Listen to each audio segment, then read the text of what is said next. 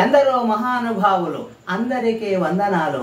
స్వీయ రచన తెలుగు ధీర శతకమునందలి మరో పద్యాన్ని మీ ముందు ఆవిష్కరిస్తున్నాను. ఆలకించి స్పందించవలసిందిగా నా మనవి.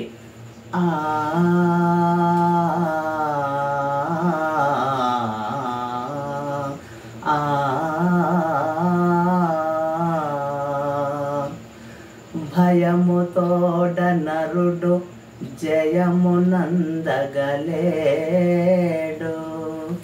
ధైర్యమున్నవాడే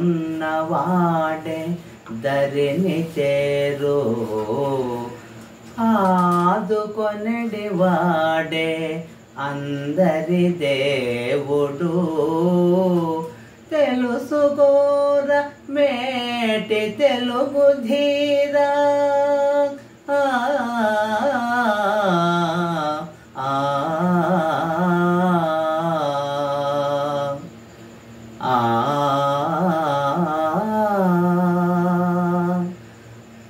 భయము తోడ నరుడు, భయము తోడ నరుడు జయము నొందగలేడు, ధైర్యమున్నవాడే ధైర్యమున్నవాడే దరిని చేరు, ఆదుకొనెడివాడే ఆదుకొనెడివాడే అందరి దేవుడు, తెలుసుకోరమేటి తెలుగు ధీరా. మేటైన తెలుగు ధీరుడా, గొప్ప తెలుగు బిడ్డడా, మనిషి ఎప్పుడూ ధైర్యంతో ఓ లక్ష్య సాధన కోసం, గమ్యం కోసం అలుపెరగని ఓ బాటసారిలాగా సుదూర బాటసారి అయి ముందుకు సాగిపోవాలే తప్ప భయపడుతూ ఉంటే ఆ లక్ష్యాలు, గమ్యం, ఆశయం ఇవన్నీ దూరం అయిపోతాయని అభిప్రాయం. నిర్భయంగా మనిషి ఎప్పుడు ముందుకు సాగిపోవాలనే తత్వంతో గొప్ప కృషి ప్రయత్నం చేస్తే అద్భుతమైన లక్ష్య సాధనలో కృతకృత్యుడు అవుతాడు అని అభిప్రాయం. ధైర్యం ఉన్నవాడే ధరిని చేరు, గమ్యాన్ని చేరుకుంటాడు, లక్ష్యాన్ని సాధిస్తాడు. ధైర్యం లేనివాడు, అధైర్యపరుడు గమ్యాన్ని చేరుకోవడం చాలా కష్టం. ఏ పని చేయాలన్నా ఆత్మవిశ్వాసం, సంకల్ప బలం, అన్నిటిని మించి ధైర్యం కూడగట్టుకోవడం చాలా అవసరం. భయపడుతూ ఉంటే ఈ సమాజం నిన్నెప్పుడూ భయపెడుతుంది. ధైర్యంగా అడుగేస్తే భయపెట్టే ఈ సమాజం 100 అడుగులు దూరంగా పారిపోతుంది సుమా.